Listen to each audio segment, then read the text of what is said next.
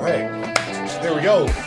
Welcome to the Main Event Fightcast. I'm your host, Vega, alongside my co-host, Coach Mike. And guess what? Today I got a lot of questions, bro. I got a lot of questions, right? And quick warning to everybody watching, this is going to be about wrestling for a little while. So if you want to skip over the wrestling part, probably I'll figure out how to put the timestamp in the comments. And it's probably going to be like a 20-minute thing. We'll see. Mike goes on and on. Why they gotta... If they feel like skipping it. I'm not saying they have to. If they feel like it. You know, some people are really into wrestling. So, I wouldn't want to talk about me or wrestling. You got to talk about your experience. Over the weekend, there were no fights. There was no UFC. And I was tired of shit, first of all, because the night before, I did the most unadult thing, and I just spent the night playing video games with my cousin. We were up till like 4 o'clock in the morning, bro, before I even realized how late it was. We was playing, this shit is wild. I'm over here getting mad at him because I'm like, yo, why is this nigga whispering at me, bro? Whole time I'm thinking this girl's still at work. She's laying in bed asleep or trying. Anyhow. I was up playing dominoes till like 4 in the morning. That's gangster. I wish I was playing dominoes. No, I don't. That shit was mad lit. It was a good time. Speaking of which, if anybody wants to play PS5, we're looking for a third person on Rainbow Six Extraction, so more than welcome, hit me up. Anyhow, getting back to what we was talking about, wrestling. Difficult-ass game. Wrestling. Well, I got him to watch some wrestling. Money in the Bank. Let's go. Money in the Bank. It was good. It was definitely, I definitely got to say, it was a good event. Mm-hmm. It was fun to watch. As just watching a show, like it was a great experience. It was cool. There was a couple things that I was like, I guess I got less questions and more comments, but there was a couple things that really stuck out to me. And one of them was, I finally figured out what was the disconnect for me from childhood when I was a big fan of wrestling, right? I grew up with like The Rock, Triple H, D-Generation X, the Hardy Boys, those guys. And I made it into the John Cena era with my little brother getting into it and stuff. So, but one of the things I realized was one big thing that takes people out of wrestling is the way that they fight, right? It's all this space in between actions and everything. And I had a thought as I was watching because I was like, yo, and this might be tied to the Kendrick thing too, the Kendrick Lamar video or Kendrick Lamar performance, right? When because some people in hearing this. Some people said something similar about the performance. I'll get into it. So, watching wrestling as an anime or as an action movie changes the perspective. It makes it makes way more sense, right? Because now I'm watching it as a show or as a movie, and when the action slows down, it's not that the action's slowing down. It's that they're showing the different camera angles of that one moment. Like time is supposed to stop in your brain when you're watching the fight. And that's what makes the fight interesting again. Because if you let the time stop with the camera movement, then it comes back and no time has actually passed. Yeah. You know what I'm saying? It doesn't feel like they're overacting and laying on the ground for mad long and, oh my God, why didn't he take advantage of this opportunity and all of that stuff, you know? But some guys, some girls, their job is to overact. Because you saw how Chelsea Green was acting very ditzy. But all that overacting is for the camera. You know what I'm saying? Is so when they cut to you, it's part of the story. So with Chelsea Green, for example, in the background doing all the tomfoolery, you know what I mean? If they cut to her, again, it's not a movement of time forward. It's what is she doing at the same time that this person got slammed. You know what I'm saying? It's supposed to be simultaneous picture. Yeah. And I think because of the live event, it's hard to get, like your brain can easily disconnect from that. Whatever you got to do and just enjoy the show. But it was interesting. It was definitely interesting. Because that's how I see it. I see it as a bunch of Jackie Chans doing their own stunts. Y'all like Jackie Chan? Yeah, that's a great short version. Y'all didn't watch Jackie Chan movies for his acting, did you? Right. That's a great short version. But how crazy would it be? So like this is where my brain started going with it, right? Like, how crazy would it be, bro, to see that same type of like artistry and drama that they put into the stories, but incorporated into the real fights of UFC, right? So like we see real fights, like a crazy good example is like taking the DC and John Jones beef, right? And really pushing the envelope on that with the marketing and the storytelling and like, even if you got to help them write some stuff to really like oversell it the way that they do in the WWE, then you get to the fight and then the fight actually happens and you just adjust the story based on what we saw. You know what I'm saying? Now you got different directions. The story is always going to be changing and it keeps that real raw, like unexpected depth to it because there were a lot of moments that I didn't expect to happen. I won't sit here and pretend like it was super predictable, like everybody will clash on. But there were a lot of fights that I was like, oh yeah, I know exactly what's gonna happen. You know what I mean? And the more connected I got to the storylines of things that were happening, I was like, oh yeah, you got a flow of things of how they thinking. Right, and I think it was like we were like midway through the show when I asked you. I was like, yo, so like in theory, if we were watching this as a TV series, right, like, and this is a season, what episode would this event be? And you was like, out of 40, it's probably episode 10. And I was like, oh yeah, that makes sense. So the bad guys are gonna win, and boom, the bad guys won. It's literally like watching an anime. It's crazy. It's crazy. I don't know if I'm a fan. And they've been losing in everything they did before that. Okay. Other than so all their schemes were getting foiled. Other than like interfering and getting disqualified, which is still losing. Yeah. You know, like they've been losing. But they proved their point. They bad asses. So it had to go that way. They had to. If they would have lost, it would have been almost like, oh, they've defeated them. It's over. Like no. So let's take a second and the talk story a has little to continue on. Let's talk a little bit more about the plot line, right? Like what's the active current plot line, right? Like what I figured out from just watching that night. First of all, yo, I have never in anything I've watched, bro, seen and like, oh, real quick, the Kendrick thing. So at the Pop Out concert when he does the wop wop wop part. A lot of people noticed that the camera angle, the way it cuts, it does have kind of like an anime feel to it, where it's like bang, bang, and like really playing with the action to it. So that was it. But in a similar vein, even considering Kendrick versus Drake, bro, I have never seen a rivalry written to the extent that I witnessed CM Punk versus Drew McIntyre, bro. What the fuck was that? Pardon my language, guy, but what was that? But there's layers to it. There's layers to it. They didn't even bother doing the camera stuff that I talked about. They just left that shit on one camera and just watched this go down, bro. And it was outrageous. If you see the way they cut, they also have Seth. Seth is also pissed at CM Punk. That was later on. But that's a whole other issue. No, but I'm saying right CM there, Punk does not, like, they've written this story in a way where CM Punk dislikes Drew McIntyre so much that he went in there and said, no fucks given. I do not care who gets the title. This man is not getting the title. In no situation. Like, yo, what's the layers and depths there, bro? Talk to me about what's going on there. They have smoke outside of the business, and like real life smoke. Yes, like real life. Like we should settle this in the UFC smoke. Yeah, maybe. But wow. Let's not. I doubt that'll ever happen. Yeah, no, of course it won't happen. CM Punk got smoked in the UFC. I think at this point, wants to see those letters again. I think at this point they working the gimmick into it, and they're working together. So if they didn't like each other before. They're still just. Nah, but what's the depth of that, bro? You said they got real life smoke. There's a lot. CM Punk has been he's been labeled as hard to work with, an asshole, all those things. He's so like professional real life smoke. Yeah. Yeah. Like Seth has smoke with CM Punk outside of it also. They don't. And this just took it to a whole other level because, like you said, bro, that interruption. But interrupted what it turned a regular match into a 3-way match. And then somebody else. 3.5-way match because that dude came in with one target. Well, the moment he comes in with a Money in the Bank briefcase and turns into a triple threat match, now that's no disqualification because it's a triple threat match. Gotcha. So that brings in CM Punk to do whatever. And CM Punk spazzed, bro. I've never seen something like that. That shit was crazy, bro. Like that was really the only fight, and now it's even more believable because you said they have real life smoke. But that was the only fight the whole night where I was like, yo, these niggas don't like each other. Like this one's real. No, because whether they working together or not, they really don't like each other. So it's unpredictable in what they will say because they just get into act out their real feelings. That shit was...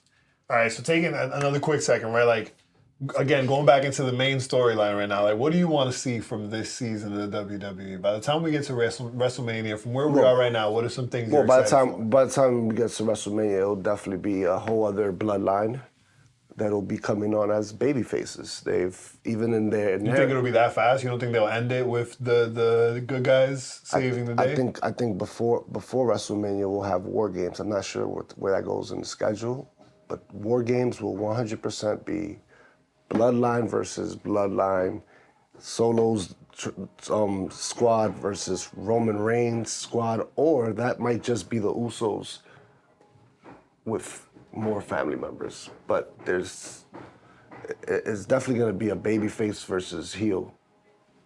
Yeah, I also love the way that they were really trying to sell the lore of some of these characters. Like, this man is dangerous. We've said he shouldn't be let in here. Yes, they're He's pushing dangerous. because they're pushing the narrative that Paul Heyman, he missed some At sleep. one point, someone was he like, went, he went 24 he's a hours without murderer. sleeping on purpose to make his eyes red, bloodshot red. He didn't shave.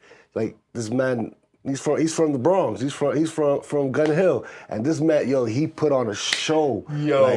Like his nervousness and the fact that he's pushing the narrative that Roman Reigns had the option of getting these guys into the bloodline, but he felt like they were too out of control. So it's almost already pushing like Roman might have been bad, but he had his limits. He had his limits. Like, no, those guys are uncontrollable. Those are demons. They're thugs. Right. They're thugs. Like, they literally would throw out the word thugs.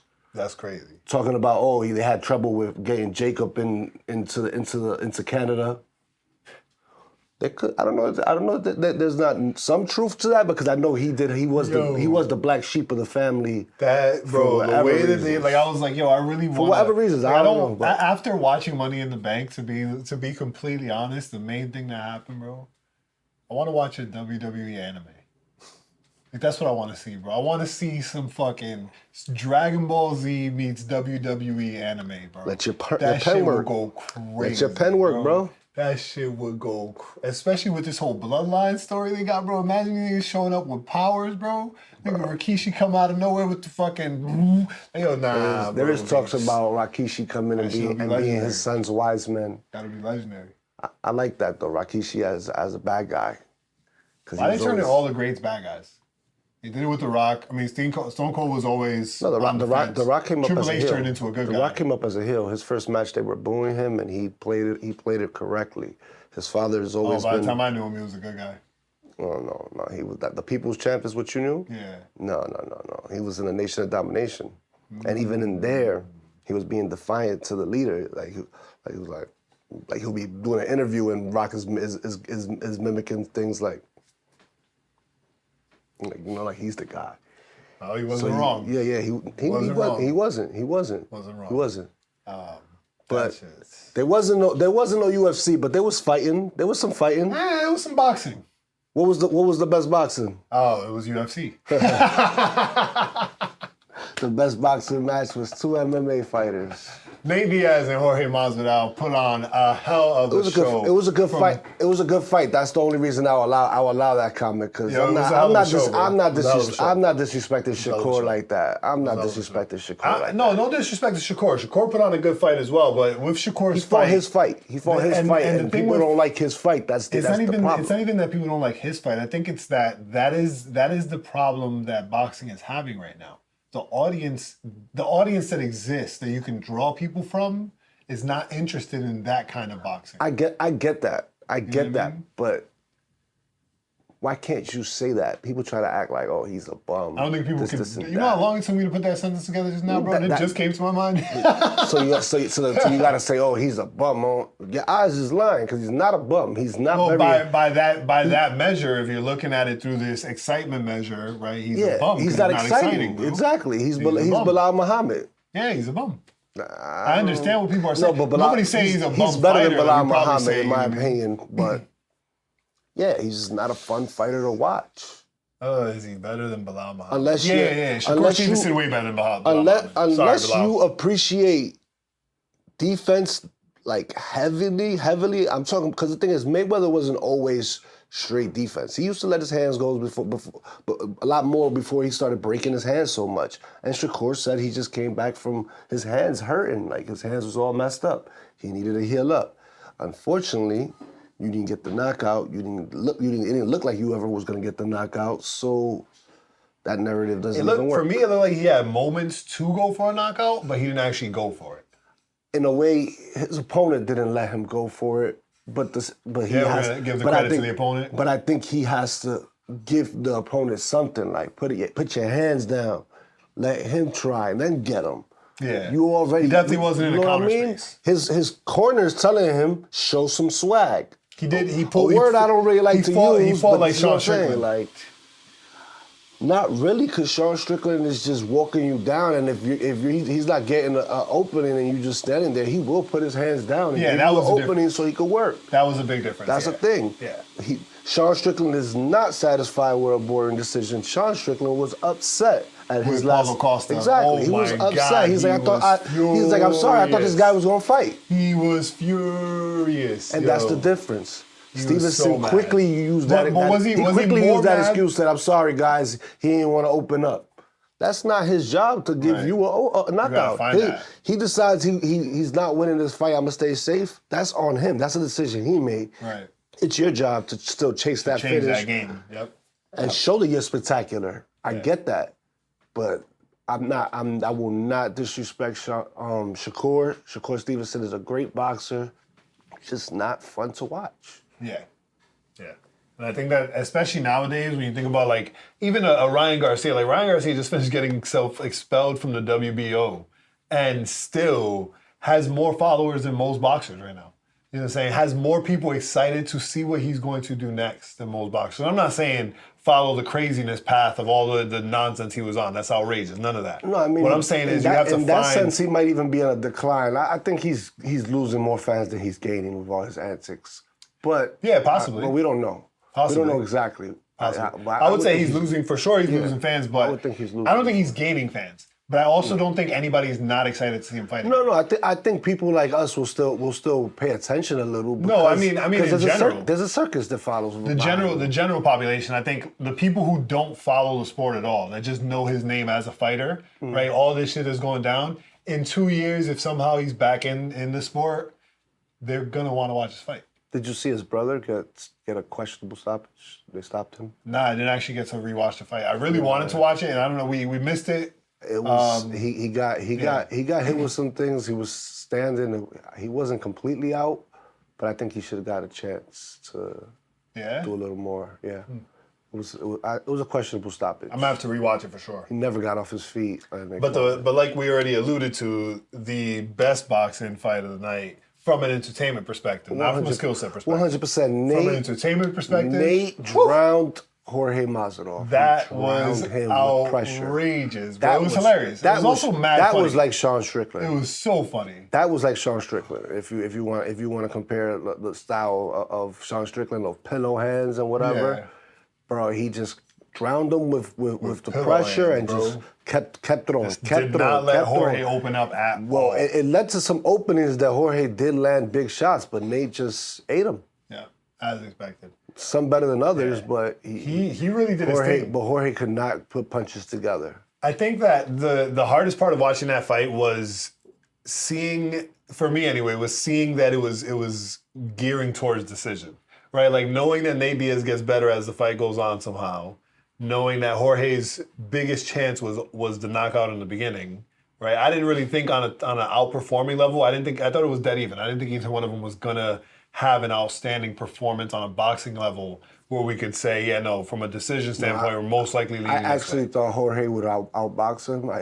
There was no way that Nate would outbox him, which he kind of didn't really outbox him per se, as much as it was the pressure. But did you think he was going to outbox him on a skill level, as far as like we're looking at real boxers, or did you think he was going to outbox him as far as find openings that led to either damage or led to a knockout? Yes, I thought he would find openings. And the thing is, I think we were all kind of on that page. He had a strange game plan. He started off in southpaw, and we expected him to open up and like play games and turn back to how he fights. He doesn't fight southpaw, never. He also looked a little out of shape. And he stayed in it often. He let him drown him early, and I'm like, he must be setting something up, but it never came. Yeah. Maybe he was trying to set something up, and maybe he just kind of felt like... He 100% was trying to set something up, but the openings weren't there like he expected, and eventually you do get fatigued. You're getting drowned. Diaz did the flurry. Like, again, they were all rabbit punches, so nothing was really doing any type of damage. When we were checking the attributes, we all thought that Nate Diaz had the cardio. Yeah, for cardio. sure. He was the For plus sure. in the cardio. For sure. It's just the boxing skills that Yeah. And Jorge can we look at the way Nate Diaz performed and say he improved his boxing at all? No, No? he was just in better shape because he fought the same way he always fights. I think just going against a younger guy in Jake, it was way tougher to keep backing him up. And it was his first boxing, so his first like real boxing match. And I think Jorge also played the game as opposed to coming out early with like I joked flying spin a flying Superman punch because he does like to run up and do these things. That would have been If Jorge would have, that would have changed the dynamic. It's not so much about him running out there. It's It's just the fact that he backed up, and once he backed up, Nate was like, "It's go time." It's like he never stopped backing up, and that's what happens. Nate never stopped coming forward. It was quicksand. He thought he could take a couple steps in it, and it was like, whoa, no, I'm not moving forward, and it never ended. 10 rounds, was it? It was a quick 10 rounds. Well, not quick because we had to watch the whole thing, but quick by the sense it was an easy watch as opposed to other boxing matches that I were. Right. It was easy to watch the 10 rounds. So there wasn't a ton of boxing news this week, right? Like, I mean, boxing's hilarious. There wasn't a ton of MMA news. I think the real biggest piece of MMA news for this week is just kind of funny. It's Conor being the biggest winner of a fight he wasn't a part of, right? Like, bro, how did Conor end up getting paid more than both Nate Diaz and Masvidal? And by some people's numbers, he got paid more than both of them combined. You know what I mean? Conor really just fucking pulls it off, bro, out of nowhere. Out of nowhere. $500,000 on the underdog. That was crazy. That was craziness. But without too much MMA news, we're going to keep things moving and keep it short this week. There aren't a ton of fights that I'm really, really excited about. But thankfully, most of the fights that were announced did get to stay on, and they've been adding a few more. So one fight that I am pretty excited about, Montel Jackson versus Damon Blackshear. I have seen Damon Blackshear fight a couple of times. And Montel Jackson, I needed to be reminded watching an episode of We Want Picks, but he did come out with a crazy knockout over Rinya. And I just think this is going to be a banger of a fight. Now, there is a very, very high possibility it ends up being a boring-ass grappling fest because they both have a lot of technical wrestling.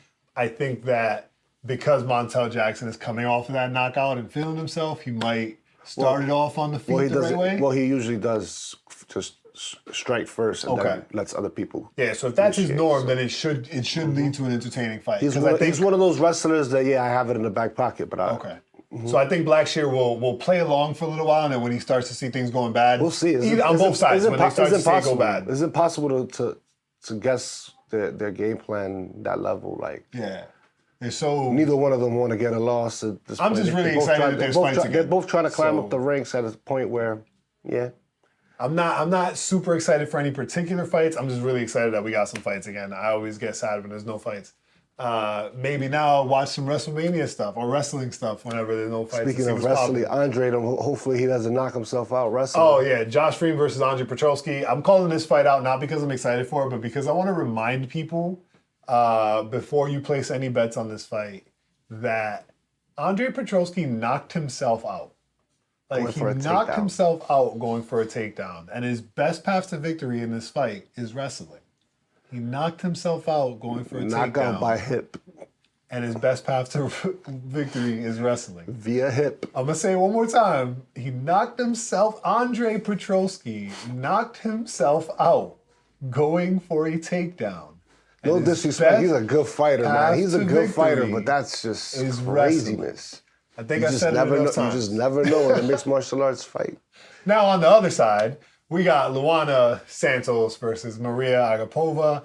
These odds have already blown the hell up because everybody's gotten hip and is aware. Classic girl can't wrestle, one girl does wrestle. Right. It's bad. I actually feel really good. For whatever crazy reason, I'm feeling really good about betting on the submission on this fight. Luana Santos actually finishing the fight. Still very unlikely. I wouldn't advise anybody to do that. But Luana Santos, 100% going to make this exciting. She's a ground and pounder. She likes going for submissions. She's got a lot of takedowns. Maria Agapova is a striker, doesn't have a lot of great takedown defense, and that's just kind of the way it's going to go. I'm really hoping that's part of where my excitement's brewing, though. I'm hoping that it's going to be a really short fight because Luana Santos is going to go in there and just fucking get it done.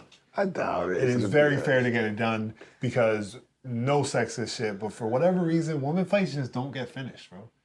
Women fights just it depends. Not get It depends. finished. This is one of the matchups where they do. There's a strong possibility. She can't wrestle when she's going against somebody that wants to wrestle. And even as I say that, I think about the fact that most of my bets this week are on the women cards getting finished, which is hilarious. And also, I think it was like 3 or 4 cards back where the only finishes were women. Are you betting on Rose getting finished? Yeah, I think that's the situation, bro. We're gonna get to that, but I think that's the situation. Maybe again, listening to everyone else's opinions and perspectives, I'm starting to realize maybe I'm being biased in this one. Yeah. And I don't even find her to be the prettiest. Like I think Tracy Cortez is pretty, but I don't feel sexist. Yeah, I don't feel like I'm being biased. But he's in that way. picking her because he finds her more attractive. I don't feel like I'm being biased in that way. But we'll get there. Joshua Van versus Charles Jourdain. This is going to be a banger of a fight. We're seeing if the 22-year-old man, awkward vet Charles Johnson can continue on this resurgence he started and put a stop to a surging prospect in Joshua Van. I'm real big on both of these guys, bro. So I don't even know if I'm going to put a bet, but I'm definitely know this is going to be a banger of a fight. I've never seen Joshua fight, but I know that Charles... Fireworks all night. Especially if I almost said Charles Jourdain. If Charles Johnson shows up in his typical, came in with a game plan and threw the game plan out the window 10 seconds into the fight mentality, this is going to be a banger of a fight. I don't know if it's going to get finished, though, because Charles is tough as hell. And maybe I'm riding too high on Joshua Van, but I don't think Charles beats Joshua Van by knockout. Maybe by submission. There's a possibility there. I don't know. But super exciting fight for sure. I don't like Charles Johnson at all. This fight I'm going to skip because that one has changed. Coming into this fight, this one, I'm going to repeat myself. If you saw last week's episode, I'm not going to go as hard. I've come down a little bit on that energy. I'm actually really excited to see this fight. I kind of want to see Angelus redeem himself low-key. I want to see you redeem yourself, Angelus. No. Hold on.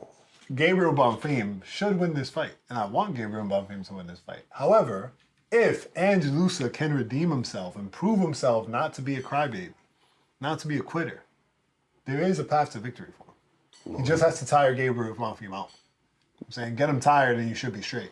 But given the fact that we know Angelusa to be a quitter, but historically he's not. Historically, he's never been finished. He's a quitter. He was about to be finished. I agree.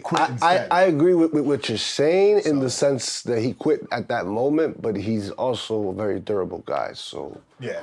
So it should make for a very exciting fight. It kind of is a double down on the fraud check. They're like, exactly. We're gonna double down on fraud checking because the way this fight plays out, Gabriel Bonfim, if he fights the same way he did before and learned nothing, he goes in and does it all in the first round. Looks like he should win the fight. Somehow Angelus survives. Then we go into round 2. Gabriel Bonfim has nothing left. Angelus either takes it from there and doesn't finish Gabriel or finishes him. Mm-hmm. That's it. Mm-hmm. But if, as I'm hoping and as most of us are expecting, given the fact that this man is somehow minus 400 after he was just basically fraud checked, we're all kind of hoping that he did learn from that fight and he's going to spread out some of that energy. Mm-hmm. And this might be the first decision we see. So if I was a betting man, I'd go decision. If you were playing... but will he be more tentative, though? Like tentative? Or just... I'm hoping he's controlled, not tentative. Right? So he figures out how to pace that strength and energy across 3 rounds. Also, he had to have done some work on his cardio. You're also in there, whereas... Right. It is also elevation. Exactly. Yeah. Exactly. So there's a big concern to think about there. Mm-hmm. Now, this is probably the most exciting fight of the whole night, without a doubt. Drew Dober, John Silva, not even gonna waste time doing any flaring. This is going to be a banger of a fight.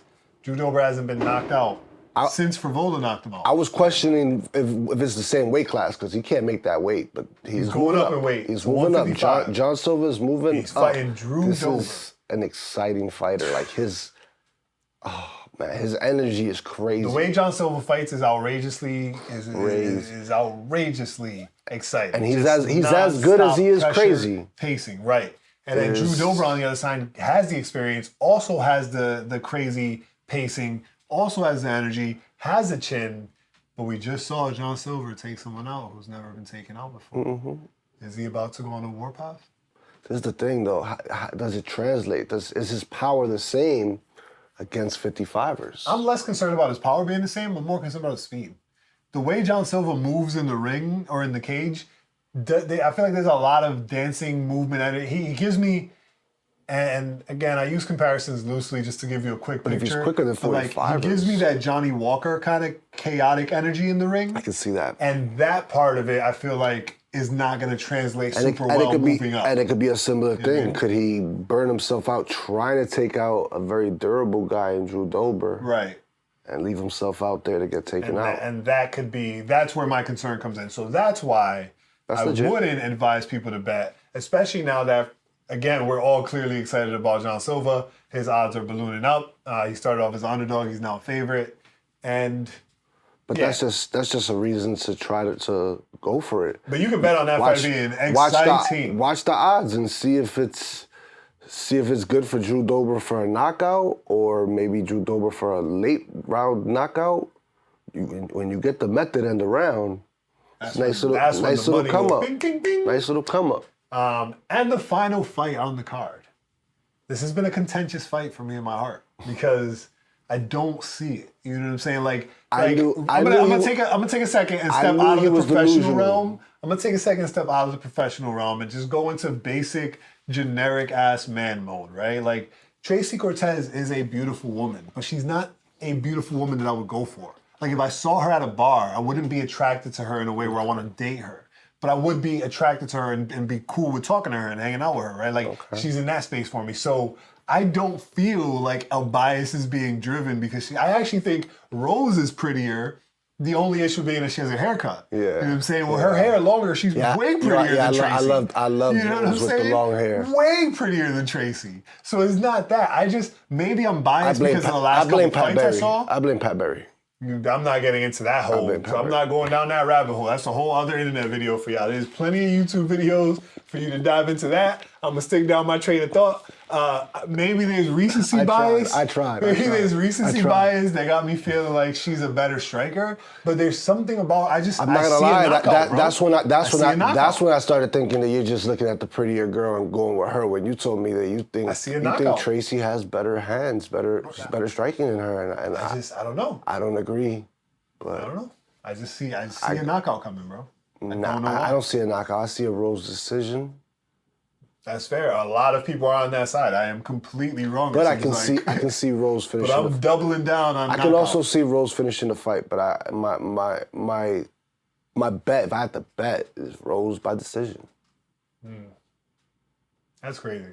So I guess recency bias is hitting me like a ton of bricks. I think that fight against Carla has ruined the trajectory of Rose's whole career, and it's almost like Roy Jones. Yeah, I must have forgot. I know her first fight. Maybe it's I know her first fight. Maybe I've given up on how good Rose is because the last couple fights did not match how good I expected. I also understand that this is a bigger weight class that I don't know why she went up there. Like I said, she has two. Yeah, that's still a good question. We don't know. But that's part of it for me. And again, maybe I'm completely wrong about the striking. I can't. But if I'm right about the striking, I can't trust her life decisions. There's more power there. You can't trust her life decisions. She's gonna make the right decisions in weight class. That's terrible. I'm not going down that rabbit hole. I love Rose. We're not going down that rabbit hole. You can look up a different video if you want to know more about Pat and Rose. That's a different story. For now, I wanna wrap the show up with some fun time, right? And this I'm definitely ripping off from everybody else who's doing it. But it's just that time of year, so it just makes sense, right? We're halfway through the year. We're halfway through all the UFC cards we would have seen. Awards. Let's talk about some mids, bro. Let's talk about a couple mids. And we're going to do mids differently. Bozo of the year. Who's the mid-season Bozo of the year? Differently out here. I know. We're going to do some basic mids and we're going to do some fun I'm going to let you go first with mid-season Bozo of the year. So you want to start with the big one, mid-season Bozo. Okay. Goddamn. Who's our first Bozo of the night? Because that's still mid-season Bozo. The person it was versus Moicano, right? Yes, it was Right. Turner. Jalen Turner. Jalen Turner. I was just checking to Lord. see if you somehow changed your mind, because I have Lord. not. Lord, have Jalen not. Turner versus Renato Moicano. That Oh my decision God. to not hit the ground was What the worst were you one. thinking, bro? What were you thinking? Your job is not to go in there and look for walk-offs. Your job is to go in there and win the fight. I didn't even have a bet on you. It's not even I didn't about even that. bet on you. It's not even about the walk. Your job is to see when you have a walk off or when you have a wounded No, opponent. forget. You jump shouldn't even on. be thinking about that. You should be thinking about winning the fight. The cool factor of getting a walk-off, you do that to build celebrity. It's part of your press game plan. It's how you build your momentum. Jalen, you already got momentum, bro. We already rock with you. You don't gotta do nothing crazy extra. We want to see you win. We would have been just as excited for some crazy ground and pound elbows as we would have if that walk-off would have worked. You know what we're not excited by? The fact that you got submitted in the next round. Bozo. Damn. Jalen Turner, man. So that takes that one out the way. Yep. Next, we agree on that one. let's just keep it going with the exciting ones, right? So next exciting one, I think we both agree on this one as well. Do we? Midway through the year, where do we stand on? I know. I'm just gonna combine it. No, I'm not gonna combine it. Okay. I'm not gonna I see what combine you mean. it. I see what you mean. Fight of the year. Where are we at with it? Max versus Justin, Max versus Justin. There's no doubt about it. which is It also can't be questioned. the knockout of the That's year. why I said I'm not gonna combine it. Because But we have instead, I'm gonna add a has little to. twist to it to make it more exciting. Rather than knockout of the year, let's go finish of the year so far. Is that still standing as the best finish? Yeah. Definitely. Yeah, you like the Islam finish more, that sequence? I like the Islam one, but there was someone else. I feel like there was another submission that was really wild. And I'm trying to think of who it was. I want to say maybe my bias and how much I like the guy, but I feel like Michelle Pereira's submission was so wild and unexpected that it could fall in that space too. But of course, like it's really be honest, it's I don't hard remember to it, top. so I can't. It's hard to top what Max and Justin brought to the table. I mean, I can one they got up. that I shit can for one at up. least I the can next one, decade. I can one up it and just say it was the moment. It was the image. Yeah, Like, everything about it was just. It was the image of the year, the moment of the year. Like just the moment he knocked him out, you see him flexing. What did I say? He right there in that moment has the adrenaline to skin a lion. Like Bro, he that can card, literally that tops card is gonna be. Bro, that was the moment, the picture, That the top card is gonna knockout, be and that unforgettable. was the fight of the year Unforgettable. because of the Yeah. build-up. It delivered. Max hurt him early, and Justin just showed the dog in him to continue going, to accept the 10-second point in the middle. But I knew Justin to accept it. He's a gangster, and it was his only chance to win the fight. Knock him out right then and there, and. This next one is gonna be really, really tough. It's gonna be real tough, and that's why I want to do it. Because, like I said, I want to give us something a little bit different than everybody else out there, so that we're not just kind of rehashing. Because there's a lot of, unfortunately, this year has been really great, but there's been very, very outstanding standout moments, right? Like the Max versus Justin moment, where it's like, no matter how many dope knockouts Pereira gets, that's a crazy moment to try to beat. You know what I mean? Like, save them for next year, everybody. Like, work on your magic tricks for next year. Don't worry about them for this year. But with this first one, what I want to ask is, right? And I'm pulling up the site real quick to kind of help us out with it, because there's some people that I love, but I can't remember their name right now. So, hard one. Midway through the year, where do we stand on Rookie of the Year? Rookie of the year. Rookie of the Year. Where do we stand? I would have went with Michael Morales, but I think that was last year. Ooh, okay. I think that was last year. I'm gonna go by division real quick. So that's hard for me to. Let's go to my personal favorite division right now, the middleweight division. Yeah. Let's see, what do we got going on for rookies? Does that count? If you debuted it this year at middleweight, you was always a lightweight. Nah, you gotta be middleweight. Gotta be new middleweights. New middleweights only. Damn, this is gonna be a tough one. Whew. Nah, I'm not. Yeah, you were very ambitious on this one. This one's tough. Oh man, I think you could just go young fighters, but rookie. Young fighters. See, because like the easy answer and the immediate answer that comes to mind is Raul Rosas Jr., right? Because of Definitely came everything around he's last doing. year. But he's still rookie of the year. You know what I mean? Like he's still in his So rookie that, season. so then Yeah, guess what? so So then like- guess what? Michael Morales is valid. I got Michael Morales. Okay, Michael Morales is valid. Yeah, you're not wrong about that. Oh, I know who I was thinking of. Carlos Ulberg. Boom, that's who I'm thinking. Carlos Ulberg. I don't know that he. I think Carlos Uber been around for a while. Nah, he's only got like 6 fights. He's been around for a while. I think he has some injuries that slowed it up, but Yeah? he's been around for a while. I've heard that name for a How long has he minute. been around? Oh, I'm curious. He's been around right. for a while. He's been around for a while. You better off going Man, with the UFC roster is terrible to do this. I mean, John Silva is definitely one of those guys that needs to, even if it's just honorable mentions. John Silva is. John Silva, oh my has been God. an I don't want to addition, mention John Silva because he's so new, but I guess that kind of is the point of the question, right? So yeah, John Silva kind of takes the cake with that one. Yeah. For sure, John Silva kind of takes the cake with that one. All right, so let's go to another tough question. This one should be fun, and we'll do it for a couple of different. We'll do a couple different weight divisions, right? So I'll do the easy one first, right? Which End of is- the year, midway through the year, right now. Who do we feel like is going to be the heavyweight champion to round out the year? To round out the year? Yeah, who's finishing with the title? As of right now, who does it look like is finishing with the title? Bones.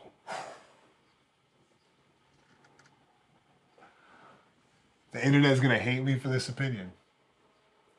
But one, I'm in the space where I do think Stipe gets it done. I'm not mad at that. And two, Should be wrong. the other space that I'm in is the space where I think Jones and McGregor are done, guys. I think they're done. I think that like we gotta stop expecting them to come back. That's it. Like they're not coming back. They're done. Right? And the next time that Jones steps like is unable to make it when they're gonna schedule the inevitable November fight, right? Something's gonna happen, Jones won't be able to do it, and that'll be his official retirement and they'll strip him and all of that stuff, right? All the unfortunate side effects of everything. But I think it's really time to start putting it in our minds Not a far-fetched take. that he's done. I just- like and I get it. It's exciting because he doesn't talk like he's done, but neither does Connor. But they're done. So it's just their ego that makes They're fighters. They're always going to be fighters. They're always going to want that in them. You know what I'm saying? I think But John just wants that one legacy fight, like him versus Ciryl Gane. But even if he gets that fight, Ciryl Gane was that's a little underwhelming. but even if he gets the Stipe fight and he beats Stipe, right? He's retiring. So he's still not ending as champion. No, I think his plan is he beats Stipe.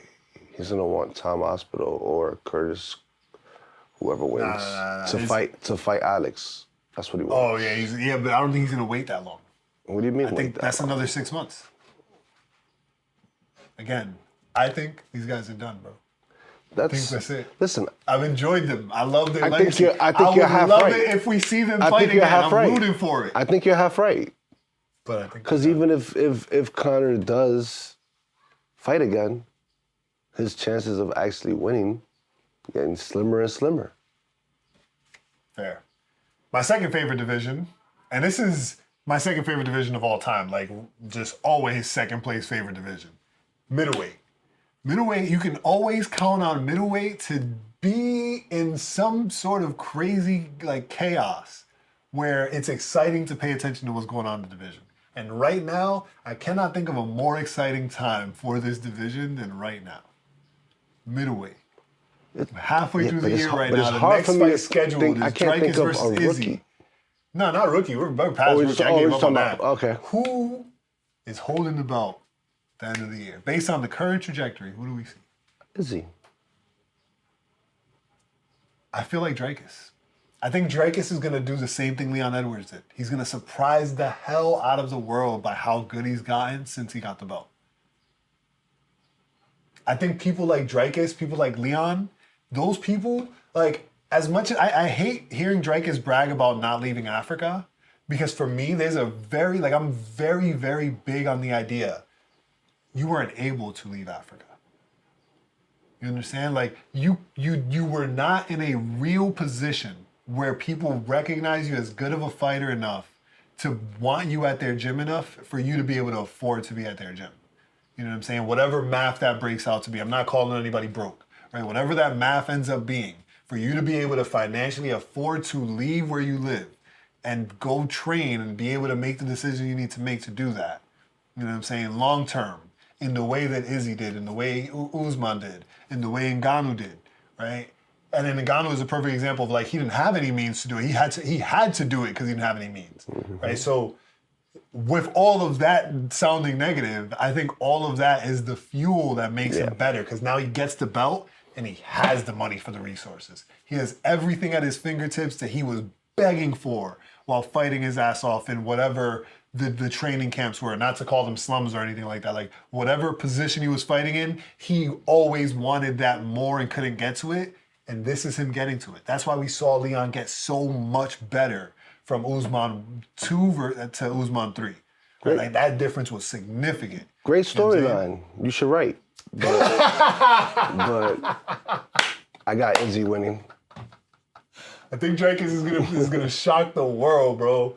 And that's not in any way hating Izzy. Like I love Izzy. I think Izzy's a great fighter. I actually do think Izzy also has like. I'm just saying. I think that the possibility that Drake shocks the world by being one of those examples of championship fighters that get that much better. I think there was a statistic at some point about it too, where they talk about like how much of an improvement we usually see when people get the belt. Oh yeah, that happens every time. And I can even feel like the next weight class that we're going into is how much that of that? same. How much of that is mental? All of it.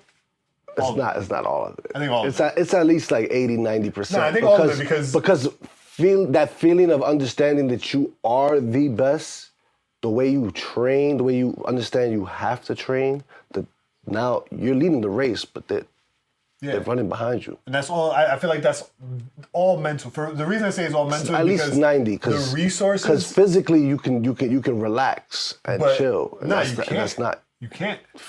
If you're not all there mentally, I get it. No, physically you can't because your body doesn't stay in the shape. Like if our bodies just stayed how we left them, then once you get to champion, you are champion. You've proven you're the best in the world. Anybody that wants to be better than you just has to get better than you because you've already proven it. You don't have to do anything else. But because our bodies decompose, we have to keep training. You have to stay in the fight. So being champion, that physical part of it, right? It's part of being a fighter. It's not part of being a champion. Right? You just have to constantly be working, even if you just want to stay as good as you are. Even if you're not aiming to be better, you have to keep work, right? When you get to the champion space, this is where I say it's all mental, because the resources thing I was just talking about, like you said, great story. It's a great story because it's all mental. Like no one can actually prove anything that I said. The thing is, you know what I'm saying? Like always all of that is made up. Every fight, there's a storyline both ways. It's just one prevails. But that if he's driven by all of that mental, right? Like again, 100% of that is the factor of like, yo, how your mental affects you. Like what you're thinking about is going to affect how you train. If your mental is I'm the best in the world, that's already been proven. John Jones, for example, like there's a part of him that he has to wake up every day and get in an argument with.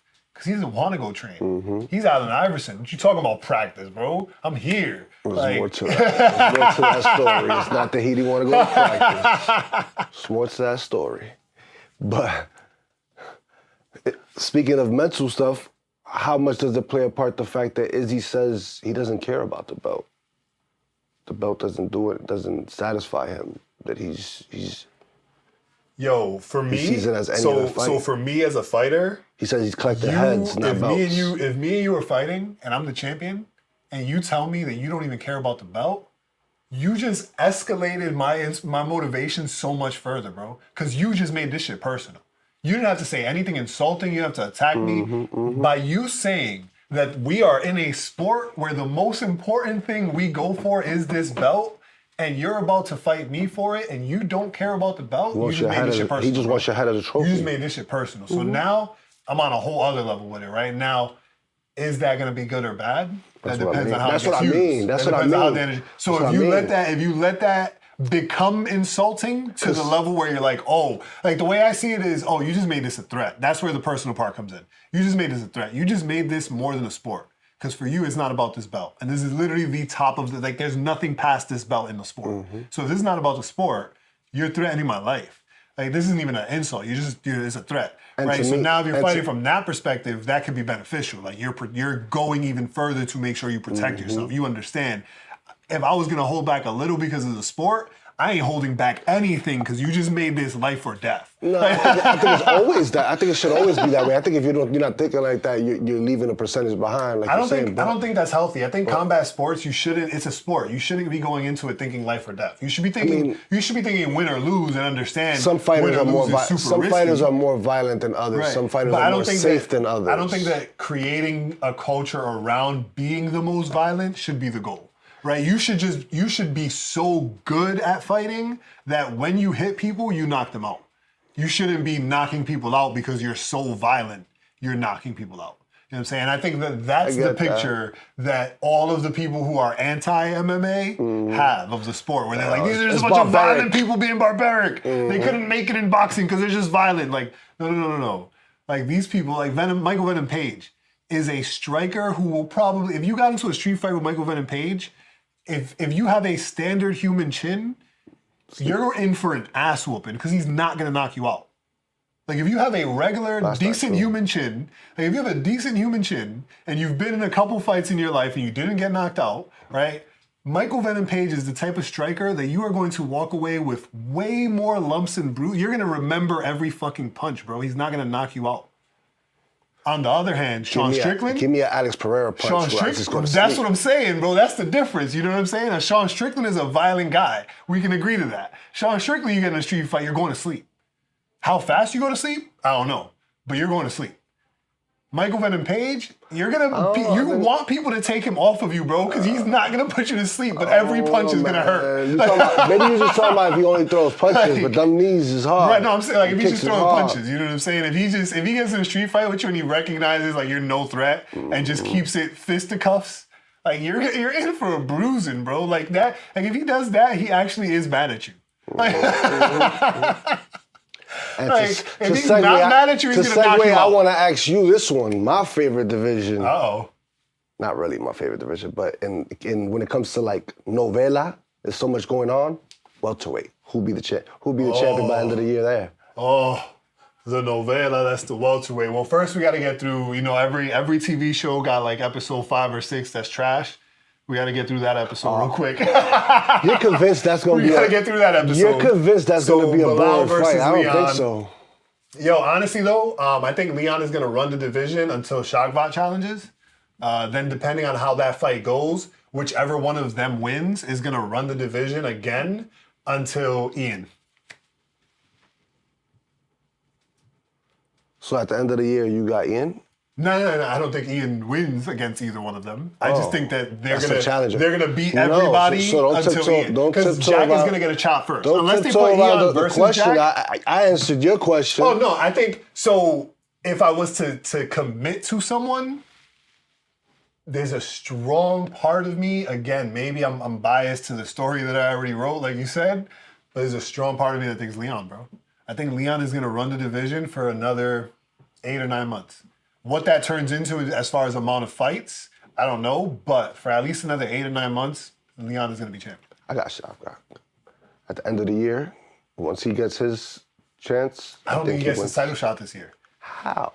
Well, so Leon doesn't fight after Bilal Muhammad. He doesn't fight for the rest of the year. If you think it's going to be as exciting of a fight as you think it is, right? The only way these guys make it exciting is being strikers. If they get through this fight, I think Leon's vicious and finishes him, bro. Okay, so I don't disagree with that. I think there's a very big chance he finishes him. I think it's going to be boring until he finishes him. But if you're saying it's going to be exciting till he finishes him. You got to go back and watch the first fight. Before the eye poke, he was putting it on him. It was more pressure than he usually like. Usually so he's more of a counter puncher. Yeah. He was fighting him like Matt owed him some money. But I think this time around, because they already fought, Bilal's going to do more of the wrestling. And that's going to slow the pace down. And it's going to make for a boring fight. I don't think he can take him down, though. He's not going to be able to. I don't think that's what's going to make it boring. It's going to be a lot of hugging, a lot of holding, a lot of bullshit. Now, if it is an exciting fight, like you're saying, where they do end up striking, my prediction is Leon's going to knock him out, but Leon's going to take some hits that's not going to let him fight again this year. And that's why I say he's probably not going to get to fight Shaka. So that's the only chance. But that's why. I think. So I think Leon is champion at the end of the year for sure. It's no disrespect to But I also Leon. think Leon Leon's is tough. champion for a while. Leon's tough, but I think Shavkat is the future, man. He's the guy. Yeah. So I think that's going to be interesting. I wouldn't the be other shocked at him division, moving this up. is going to shock people because I don't know. Like, for the statement I'm about to make, you would feel like I should know more fighters' names. And I'm just not great with names. Like, I'm not great with celebrity names. I'm great with names if I meet you in person and we have an interaction, I can remember your name. I'm bad but with just names. statistically, I'm terrible with names. I'm bad with names. But one of my favorite divisions right now, bro, is definitely the women's flyweight. Bro, and maybe it's just man bias. Well, but Alexa it's Alexa the most Grasso, open Shevchenko, division. Fiorot, It's the most open Blanchfield, division. Barber, Andrade. Now that we're including Rose, Natalia, Amanda Ribas, Araujo, Cortez. Bro, the list goes on. It's crazy.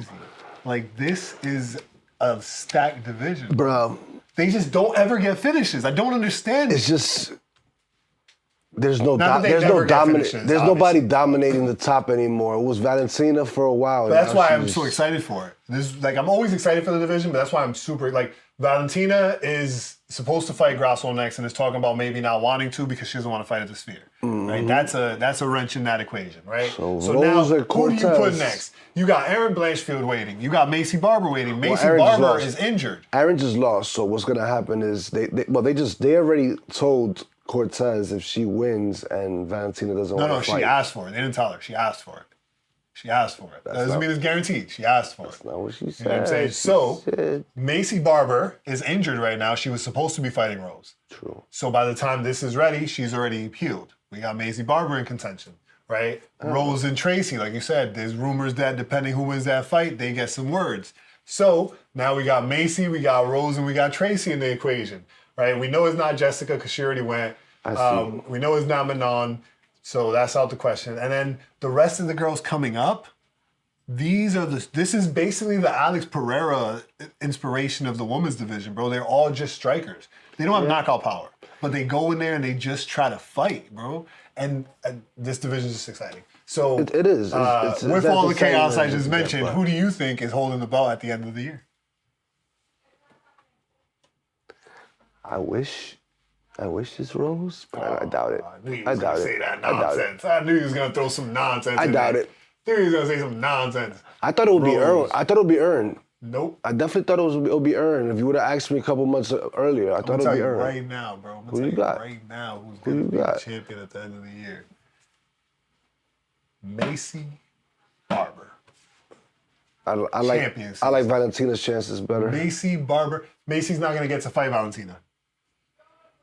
No, I'm saying I like Valentina's chances of winning the belt over Macy's. I don't see the path. Macy beats Grasso, bro. I don't see the path with her pulling out of this Wrestling fight. or striking, bro. The thing really has to be Valentina is actually not fighting at the Sphere. If that's real, Macy Barber fights Grasso at the Sphere. Rematch? They fought before. Macy beats Grasso. It's not what happened the first time. I know. But that's why it will now. Because look at the trajectory Macy's been on since she lost, bro. Since she lost, unstoppable. Once again, your The title shot was coming off of fighting Rose for sure. Once again, I like it for a story, but not really. Macy It's not happening. turned it around, champion by the end of the year. Well- Calling it. well- Champion by the end of the year. Monet, whatever, how you pronounce her name? Manon. Manon. She's the one that beat Erin. Right. Where's her shot? She should be next in line. I think, oh yeah, that is possible. As She far should as be a next in backup. line. Yeah, that would be amazing. That would make sense as a backup. She beat too. Erin. We all, not we, me and a lot of people believed she was on the cusp of being the best fighter in her division. I always knew that wasn't going to be it. I don't know why. I just felt I like it mean, wasn't. she was on that trajectory, like you said. Yeah. but- wasn't it? So who do you got? But I don't think it's the most exciting division. The more exciting division is with Weili and Tatiana Suarez. I'm just waiting for the moment Bro, Tatiana Suarez is the only real exciting person in that division. What do you Mackenzie mean? Dern is fun to watch. Angela Hill's fun to watch, but these are like we're already Even at the bottom seven. Even look at the bottom. You're talking about. I know, but we're we're talking about we're talking Baby people, Shark. But we're talking about people at the bottom already. Like this is not. It's not as stacked. Like Bro, the division, there's a lot of fighters bro, there. the There's a lot of flyweight fighters there. division is stacked from top to No, bottom. it is. But you can't tell me that they have a better fighter than Tatiana Suarez. I think Tatiana Oh no, Suarez. Tatiana Suarez is the champion. Once she gets her belt and If she can stay healthy, she'll be willing off a couple of Fighter of the Years. As long as she Female gets a shot Fighter of the this year, she wins. She's champion. Yeah. For sure. I don't think she's gonna get a shot. That's the only thing that can make sense. That's the only thing that can make Jonan. sense to me why Rose got up out that division. Like, nah, this is about to be Tatiana's. That's the only reason you think It's she was like, it's the only narrative I can even come up with. Jillian Robertson be top 5 next year. That's what I'm calling for her. I don't think she'll be champion though. She'll be top 5. She'll be a recognized gatekeeper. Exactly. That's what I was about to say. She's Ribas, Dern, Hill, and Jillian Robertson are gonna be the guaranteed gatekeepers, I think. well. All right, so I think that kind of wraps it up for the show. I mean, is there any other division we want to bet on? I guess the last thing, which is the most expected ones, right? We got to get back to the expected ones. Featherweight? You want to do featherweight? Featherweight is who's it gonna be? Is it gonna be Ilya? Oh, that's Is it gonna be Max? Featherweight got Ilya, Max, and Alex in contention right now. I think it's Max. Not to mention Sean wants to move up. I think it's Max. I would hope. Sean's not moving up this year. That's happening next year. For sure. He'll get it. He'll get his chance. If he can defend the title 2 more times, he'll get a chance at it. It's interesting because you have Pantoja who can move up and fight Sean. Yep. And Sean possibly wanting to move up and fight Ilya. I don't know if he would want to do it against Max. He doesn't want to do it against But Max. he's made it clear he wants Ilya. Yeah, he's not doing that against Max. And Well, for if me, he's not doing it Max against is Max. champion by the end of the year. And then what happens with Alexander? I think Volks might switch divisions. Yeah, he's trying to pick a fight with Dubrance. That would be going up, which I think is a bad idea. Oh, and there's rumors about Gagey too. Yes. For him. So that'd be interesting. Well, that was complete nonsense. Sorry, that was complete okay. nonsense. That was complete nonsense. All right, so now we can wrap it up and say, let's wrap it up with the very obvious questions for mid-year, right? We got to go with the big 2. To this point, mid-year, female fighter of the year, women's fighter of the year. Where are we at with that? Where are we at with women's fighter of the year? We saw DC and Chael Sonnen glaze over Kayla Harrison, and I'm in a big space to agree with them. However, I'm also in a space to agree with you where I feel like one fight is not enough. Mm-hmm. One fight is not enough. And because one fight is not enough, I think if Tatiana Suarez gets the title shot, women's fighter of the year. Yeah, but that's It's complete. a That's long hypothetical. reach, yeah. That's completely hypothetical. Now, in real time, I could give it to, I don't know, man. I'm just real happy with Macy Barber. Macy Barber feels real good for me. And I'd give it to a close Rose as a second. If I'm going with anybody, I'm probably gonna go with Raquel winning the title. But if we go on one fight, it was winning the title. If you go off one fight, if you go off one fight, I gotta give it to Kayla. Because Raquel won the title, but Kayla made it very clear she's not gonna hold it for long. True. There's truth to that. She's not gonna hold it for long. There's truth to that. You know? Okay. And the most obvious pick of all time, men's fighter of the year to this point, Putan. Poatan Shama. Alex Pereira is obviously fighter of the year. Now, if we didn't have Alex Pereira, I dropped the ball on that by not saying Chama. I dropped the ball on that.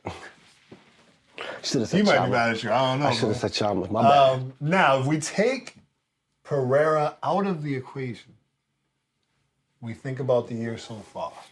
Who do we give it to? I think it's Islam. You think it's Islam? Mm-hmm. I think it's Islam. Sean Strickland was on his way, man. If it wasn't for that decision, which you know what, I'm gonna go Sean Strickland, even though because I thought he won the fight, so I shouldn't let the judges sway me. I'm gonna go Sean Strickland, man. Sean Strickland has had a year. He had himself a year, man. I'm going with Sean Strickland. If Alex Pereira wasn't in the equation, I gotta give it to one person. Who's it? Diego Lopes. Diego Lopez. That's a good. But that's one like Diego that's more Lopes. like a rising star. But that's a literal. He's not that a is- rookie. He's not a rookie, but he's a rising star. That Fast is rising the star. absolute definition of squeezing one in at the last minute. Like if the year was wrapping up right now. Pause that. If the year was wrapping up right now, and Alex Pereira didn't exist, we would not be debating the idea that what Diego Lopes did was yes. You reached down to where people don't even look. But yes, that's a good pick. It's one of those things where it's like some of the other fights that took place on UFC 300, right? Even the first fight, Figueiredo versus Garbrandt. Like, that was a great fight. There was no one's ever really going to remember that fight because there was so many better fights. There was no bad fights, and of course they picked on Aljo, who dominated. Right, Aljo was the only real bad fight of that night, and it wasn't bad. He dominated. It just was a boring style, especially when it's a highlighted boring style in a fight that's that explosive, in a card that's that explosive. Is it his fault that his opponent was easy to take down? Nah. He didn't do anything. If he would have threatened in a certain way, then you have a fight. But reaching into the real bag and looking at every potential option, what Diego Lopez did needs to be praised, bro. Well, now I'm gonna praise Aljo because all the hate he gets. Look who he's calling out, Diego Lopez. That's true. You'd say he's Diego Lopez takes that fight and beats Aljo. He is for sure, without Alex Pereira existing, fighter of the year. If he can do that, but Aljo, you gotta give him his flowers. He's not taking an easy fight. At all.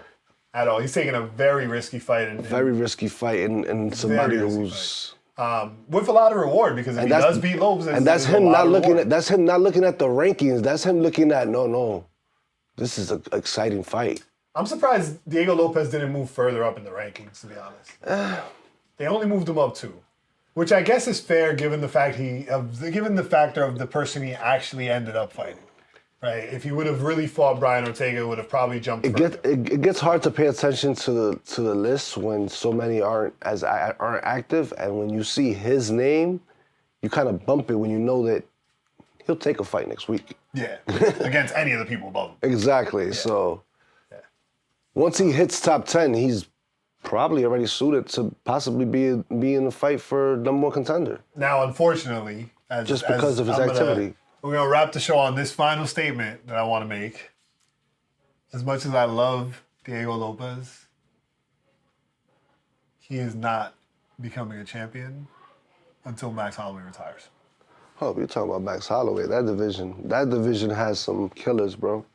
It does, but he's very fresh. I thought Arnold Allen had a chance to once touch that gold, and he will never. Yeah. He will never. So that's a tough division. That's another tough division. But that pretty much wraps it up for us this week. I hope you guys had a great time, especially with the wrestling conversation. It was pretty fun. I had a good time. I might even stick around and watch some WWE Monday Night Raw tonight. Pause. It's a crazy thing to say out loud. But anyhow, not as bad as trying to squeeze one in. But make sure you like, comment, and subscribe. I'm at What Up Vega on Instagram. This is at SF Big Mike. And we'll see you next week with hopefully a lot more to talk about in the MMA world because we're halfway through the year, people, and it's about to get spicy. Yep.